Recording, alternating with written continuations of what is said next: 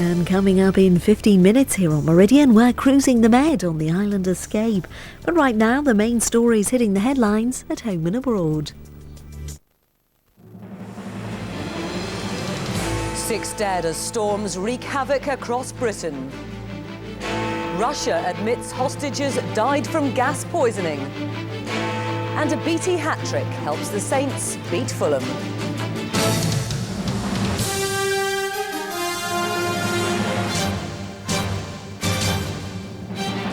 The ITV Weekend News with Andrea Catherwood.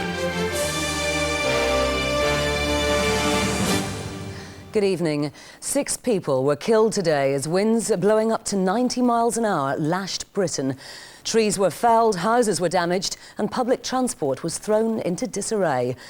The storms first hit land in the southwest and moved swiftly across Britain. A man died in Wales when a branch hit his car. Similar incidents claimed the lives of 2 people in central England.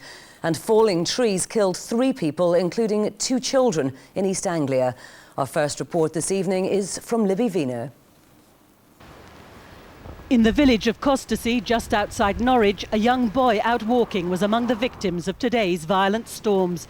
He was crushed by a falling tree, his pet dog found dead beside him. Elsewhere, winds of up to 90 miles an hour caused chaos on the roads. In Oxford, a woman was crushed to death in her car when it was hit by a tree, while in Shropshire, a 14-year-old girl died. The storms, the worst for a decade, powered across southern and central England, leaving ships stranded and forcing this boat to dump several hundred tons of timber to keep afloat. Thousands of properties were damaged. The sports club in Chelmsford flattened in seconds by one huge gust of wind that lifted off the roof. The caretaker escaped just in time. As I was in the hut getting the wood, I heard it all creak and move. So I ran out, and as I ran out, the whole lot came down. Disaster was narrowly averted in Portsmouth Harbour when a passenger ferry struck a Royal Navy frigate, HMS St Albans. The crash destroyed the warship's gun deck and part of the bridge. The ferry, the pride of Portsmouth, was only slightly damaged. No one was injured in this collision, but the Royal Navy's pride has been dented. Thanks to a cross-channel ferry, its newest warship will now be out of action for several weeks. Tonight, weather forecasters say the worst is over. But how do these storms compare with previous years?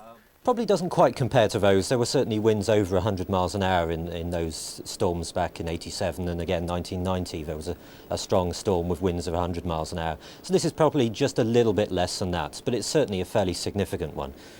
The disruption to travellers was severe, with most mainline trains in and out of London cancelled. Dozens of flights were also grounded at Heathrow and Gatwick, as well as many regional airports. It was a day when much of normal life was suspended, these soldiers suddenly finding themselves drafted in to help the police. We were just passing our way on exercise and we seen the pier on the road and the police tried to move it, so we just stopped off to give assistance. For emergency services around the country, the task of clearing up is only just beginning. Libby Vina, ITV News. Well, many of the areas worst affected by the storms were in Wales. One man died when his car was hit by a falling branch. The high winds closed several roads. Severe weather warnings were issued, urging people to stay indoors unless they had to go out. From Cardiff, here's our Wales correspondent, Geraint Vincent. A holiday park in Aberystwyth on the West Wales coast, and the damage wrought by winds of nearly 100 miles an hour. The storm destroyed some caravans and blew others away. No one was hurt, but as morning broke and with no immediate sign of the storm abating, there were desperate efforts to secure what the weather had left untouched. There were accidents on the roads across Wales. One man was killed near Brecon when a falling tree smashed through the windscreen of his car. In Cardiff, there were frightening scenes as the aluminium cladding on the side of this building was torn away. With debris falling onto the roads below, much of the city centre was closed. My advice to people today is to stay at home, stay indoors and wait for the gales to abate. The crosswinds have taken their toll on the timetable here at Cardiff Airport today, with a number of flights either cancelled or diverted. but the damage has been done to the light aircraft. At the height of the storm early this morning, the wind started to push these planes around the airfield as if they were toys, flipping one of them over to crash land on its neighbour. As the day went on, the flight schedule returned to normal, but with winds rarely dropping below 50 miles an hour, those passengers who did brave a landing had a bumpy ride. Geraint Vincent, ITV News, Cardiff. Well, for the latest on the storms, I'm joined now live by Geraint Vincent in Cardiff and John Draper in Norwich. Well, to Geraint first, Wales has borne the brunt of this storm. How bad is the damage there? Well, the damage here in Cardiff has been largely cleared up now. The roads are open again, but I think more than anything else, it's been a very frightening day. There were bits of building falling onto the streets here this morning. And it really is extraordinary that no one was hurt. But I think elsewhere in Wales, as we've seen, people weren't so lucky. Wales, I think, bore the worst of the storms. We saw gusts of more than 96 miles an hour on the Swansea coast today. Most of the damage was structural. There are a lot of people in Wales tonight who are without at least part of their roof, and there was a lot of damage done across the country by those falling trees. Now, an added problem has been the damage to power lines. There have been so many power lines which have blown over in the course of the storm that there are, we're told, more than 100,000 homes without power tonight. Now, we are assured by the electricity companies that they are doing their very best to restore those people with power now that the storm has abated. Now, John, I see it's still pretty windy there in East Anglia, but is the worst over there? Well, I think the really bad stormy weather that we had earlier today in East Anglia is well and truly over, though it is still a bit windy. You can probably see behind me these people in this pub are having their drinks by candlelight. They've no power. There hasn't been power here in the village of Cossey, just outside Norfolk. There hasn't been power since 11 o'clock this morning. But even worse things have been happening in this area. Not far from here in a wood this morning, a 10-year-old boy was found with head injuries. It's thought a tree fell on him. He was taken to hospital but pronounced dead on arrival. A 3-year-old elsewhere in East Anglia was killed. He was in his pushchair when it's thought a tree fell on him. And a man was in his back garden, a tree in his own back garden fell on him and he died. There was also a dreadful incident where a boy out flying a kite was pulled right off his feet and smashed into a lamppost. Now, he survived, but he's receiving treatment in hospital. But bad though things have been today, the winds are easing up, so people out and about this evening, especially on the roads, should be a bit safer now that it's not quite as stormy. Well, Geraint and John, thank you both very much indeed. And the ITV News Channel will have a special programme on the storms at 7 o'clock, featuring reports from around Britain. Well, to other news now. Russian doctors have said that all but one of the 118 hostages who died in the Moscow theatre siege were killed by the gas used by special forces as they stormed the building. Hundreds of others are still in hospital recovering from the effects of the unnamed substance. From Moscow, here's Neil Connery. They are no longer hostages, but their suffering continues with the powerful side effects from the gas used to knock out their captors. One senior official now says all but one of the 117 hostages died because of the gas, the other because of gunshot wounds. Questions are now being asked about the methods used by Russian special forces. The head of Moscow's medical services says the use of the special gas on such stressed people was responsible for the casualty toll. For the relatives, there is still much confusion. Marina Ryabtseva told me she has no news of her 32-year-old daughter, Alexandra. Please help me find my daughter, she says. I've been to all the morgues and hospitals and there's no information. My grandson had his 14th birthday yesterday and wants to know where his mummy is. Anger at the scant information given by the authorities is growing. After 3 agonising days waiting for this siege to end, many of these relatives don't have the answers they need. The hostage crisis may be over, but their ordeal goes on. Some of the hostages' stories are now emerging. To Britain, Sadiqa Lowe and her son Richard told the British ambassador what they'd endured in the theatre. Sitting along the same row of seats from Richard and Sadiqa was a woman terrorist with explosives strapped to us, strapped to her. Others were standing in front. There was appeared to be a lot of explosives in that theatre, about 40 or 50 heavily armed people. Some people had already begun to be shot. They are immensely grateful that they are alive. In an address to the nation, President Putin said he had no choice in ending the siege. The security forces had managed the impossible, he said. We couldn't save everybody. Please forgive me. Простите нас. At church services throughout Russia, they've been praying for the dead. A national day of mourning has now been declared for tomorrow. But for a country in grief, the news that the special gas used by the security forces was the biggest killer in the ending of this siege only adds to the pain. Neil Connery, ITV News, Moscow. The government appeared to hold out an olive branch to firefighters today, hinting at a possible pay increase. Both sides are set for more talks next week after firefighters called off 2 strikes due to begin on Tuesday. The new Labour Party chairman, John Reid, said there could be more pay, but firefighters would have to offer something in return. There is a long way to go. Progress has been made. We have always said that any additional monies that the firefighters are looking for have to be seen in the context clearly of modernisation and efficiency. That is, I think, a reasonable position.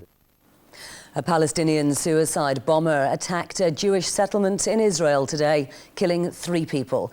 The blast happened as a man approached the settlement on the West Bank.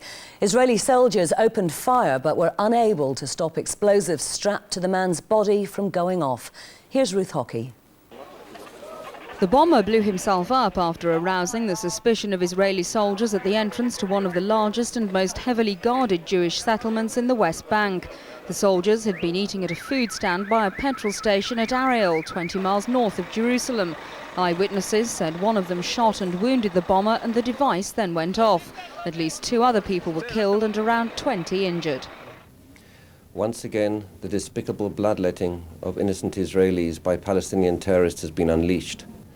No roadmap, no process of peace will ever take root as long as these atrocities continue to be perpetrated by the Palestinians. Enough is more than enough. I think as long as there is an Israeli military, belligerent, brutal occupation to the Palestinian people and territories, there is going to be always this kind of the resistance from the Palestinian people to that occupation. A Palestinian terror group admitted carrying out the attack, identifying the suicide bomber as a teenager from the West Bank city of Nablus. Shortly after the blast, Israeli soldiers killed 2 Palestinians from the same city. Ruth Hockey, ITV News. Mount Etna erupted dramatically back to life today, showering red-hot lava from its core. Molten rock began spurting from inside Europe's biggest volcano after a series of small earthquakes in the area. Despite the ferocity of the eruptions, towns and villages near the mountain are not under threat. Well, on to football now, and there were 2 Premiership games today. Southampton's James Beattie scored a hat-trick to help the Saints come from 2 goals down to beat Fulham 4-2. And Lee Carsley made sure Everton continued their winning ways by beating West Ham at home. Tom Skippings watched the action.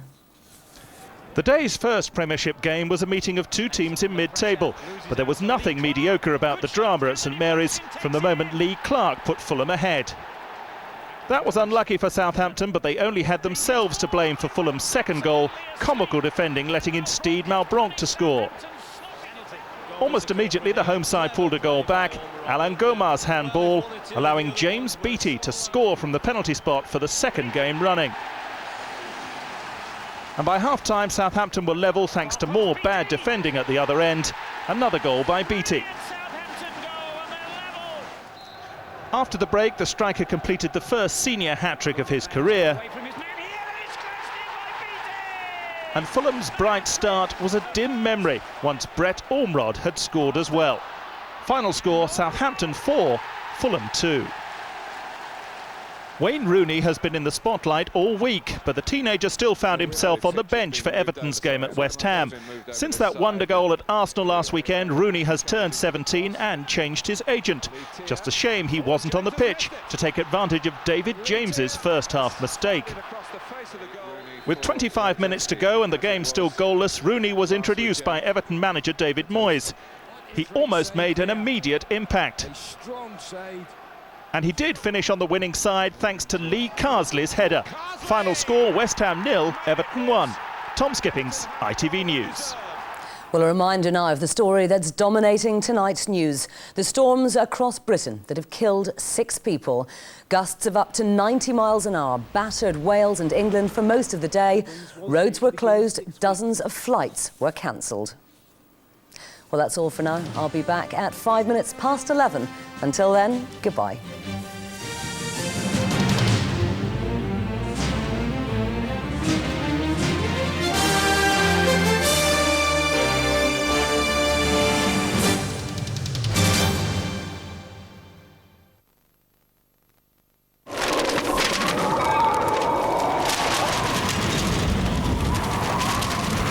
PowerGen, controlling energy for homes and business.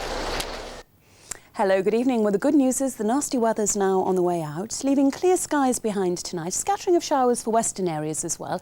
In those clear slots, dipping temperatures down as low as 1 degree in parts of Scotland there, so touches of ground frost. More like 6 in places like Leicester, so not too bad at all for the Diwali celebrations beginning tonight. Into tomorrow morning then, and a much improved scenario compared with today. A lot of bright weather around, still that scattering of showers out to the west. Then during the course of the day, the cloud tends to build up with some rain moving into South Wales, into the southwest as well. Still maintaining some brightness though, and with our temperatures in the south a high of 13, 55 in Fahrenheit, just about half that further north, but certainly less windy than it has been. That's all from me. PowerGen, controlling energy for homes and business.